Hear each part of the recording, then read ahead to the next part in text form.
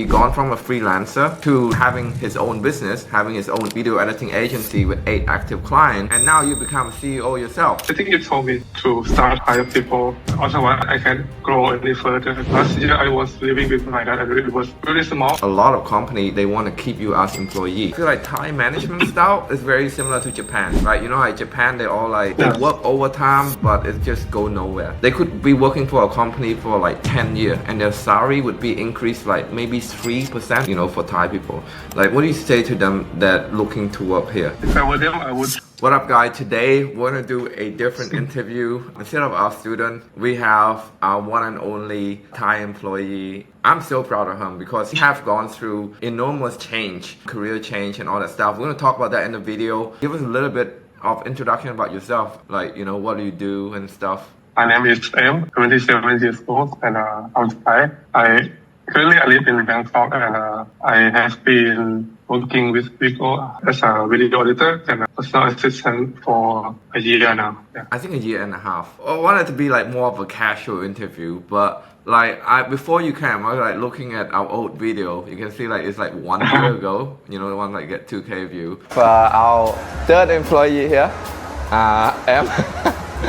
Look very like, how would you describe him? Like, is he like the same as what you expected? Can you stand up? Like, are you taller than, wait, let me just, are we like, me and him, which one taller? I am for sure. The reason why we bring M out is that now he's actually have 8 active clients. He gone from a freelancer to like having his own business, having his own video editing agency with 8 active clients. And now you become a CEO yourself. How have you changed from your management style when you was managing yourself or just managing 1 people? Now you're managing 3 people. How have your management style have changed over time? Before I was working alone, I do everything by myself. So there wasn't really any management. I started hiring to find couple after I met you at the Muay Thai gym to help you film your content. And I think you told me to start hire people. Otherwise, I'm not going to get any. I can't grow any further because I am the bottleneck. My management staff, I'm pretty sure with all of them, I let them do at their own pace. Sometimes I push them a little because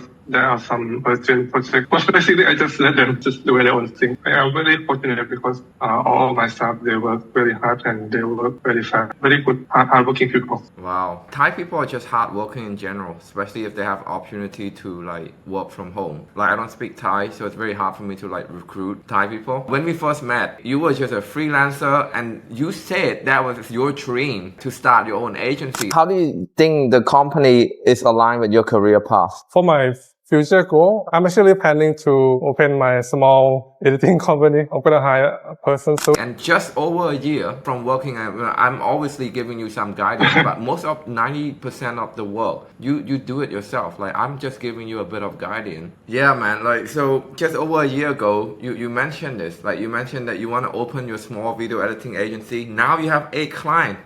And on retainer, so they don't just pay you on a video basis, they pay you on retainer basis. So like for 1 year, that is incredible. So can you just like tell us like a little bit about like the breakdown, like before you even worked for me, right? Before you were a freelancer, what life is like? Because I heard you were living with your dad at that time, right? You were living with your parents. Now you have your own place and you have like your own office, your staff come and work for you. Like, tell me about that. What life have changed before and now? My office is basically just my house. My new office, you know?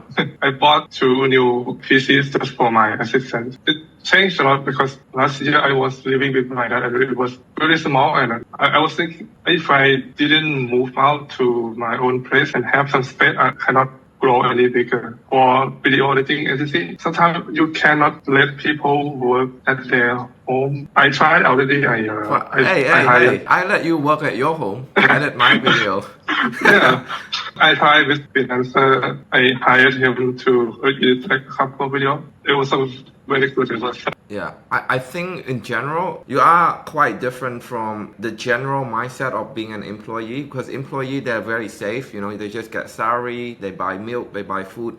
You take risk moving out, you take risk hiring people. And when you hire people, you need to cut down on your salary. You have to take home less. So you take a lot of those risks. So you're almost like an entrepreneur. That's why you said like you want to start up your own company. So my next question is that how is working here, being here in the company, or like just talking with me, maybe I give you some guidance or coaching, how has that helped you to actually take this risk and grow your agency? Talking with you, it definitely gave me some courage to hire people. When I was working alone, I made like 50,000 AP and even 100. Is it freelancing or when you make 50 to 80K, right? As a freelancer? Combined with your salary, it's around this number. 50 to 80K Thai baht. And now, how much are you doing right now? Last month I hit 180,000, and this month I think I will hit same number. But my goal is to hit 200K.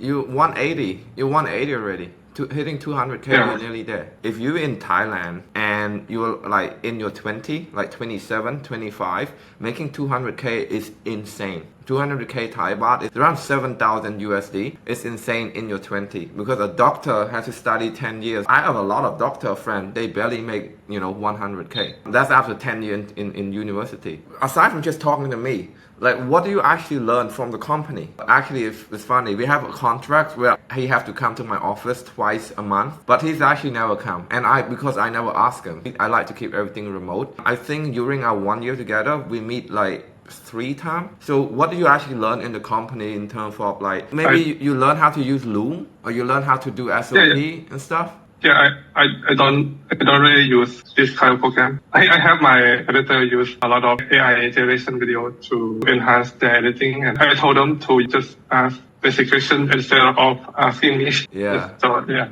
All right, so that's like the thing that you learn to like manage other people. Wow, that's amazing, man. But basically, it's just the courage to hire people to work for me. Like it's like privilege. I don't think it's possible to get to this level like alone. I'm still like proud to be the company that rise you up and have your own business because I feel like especially in Thailand or somewhere else, a lot of company they want to keep you as employee. So when we rise you up and you have your own business, of course you want to have like more time for yourself. But what we do in our relationship is that we'll move you from an employee to a partnership. For example, what the agreement I have with M right now, technically he's still an employee, but in the future we're talking about having a partnership where you're going to help me recruit and edit video for me. So you become more like a contractor / partner. We want to change role from employee to more like contractor / partner with you. And I'm very proud to be one of this company that is aligned with people's career rather than just suppress you and keep you as an employee. That's how I see it, and that's how you have good relationship with people long term, right? How is my management style different from your management style? For example, remember last time I pay you for a milestone when you hit like the YouTube thumbnail? Also, it was like you're buying like the workout clothes. Do you have any bonuses for your staff? Do you have any punishment for your staff when they do something good or bad? I got your bonus. Like if they stay 6 months, they get a bonus just for their loyalty. I pay them, I think 6,000 for the first 6 months or for every 6 months. For if they hit 6 months, 6 months in a 1 year contract. So what happens if they do something wrong or something like that? Like how do you go about like making them accountable? I'm really chill. I don't really hold them accountable or anything. Now you talk about your company. How about my company? What did I do with all that accountability and when you hit milestone? Can you talk about your experience with that? I received some financial reward for hitting some certain milestone. A few months back, I could bring his YouTube channel thumbnail CTR rate to above 3.5%, and then I get like a cash bonus. And for punishment, I had to do like push up. Does it help you in terms of manage your own staff? It helped you like this is what I should do if someone good, if someone bad. It's kind of helped you, right? Or do you feel like that's helped at all? Yeah, in terms of hitting some certain milestone, I reward my employee for being loyal, but for punishment, I just couldn't do it. You'll grow, bro. You'll grow. I've been doing this for 6 years, and you just only start. So it will change over time. I'm giving you a little bit of coaching. The reason why I have a stronger accountability system is because my team are remote. Your team is in the office. If they do something that is not supposed to be done, you just say, hey, like instead of I'm just not buying you lunch day. I'm not buying you lunch. It's fine. But my team is fully remote. So when you actually handle remote people, you need a different style of management. That's why when you try to hire someone remote, you couldn't do it because like you need way more stronger expectation and accountability with remote people. I'm trying to grow my team, at least in Bangkok. I try because Thai people, they work hard. I just haven't got opportunity to recruit like the Thai person, especially the skill set in Thailand is very different from what I need right now. What would you say to like young Thai people who watching this because they make, for Thai people, like what do you say to them that looking to work here? If anyone watching it and you want to work with people, you have to be like tough. You have to be tough people. You have to like, what? What's the last sentence? Like tough, right? Yeah, tough. Yeah.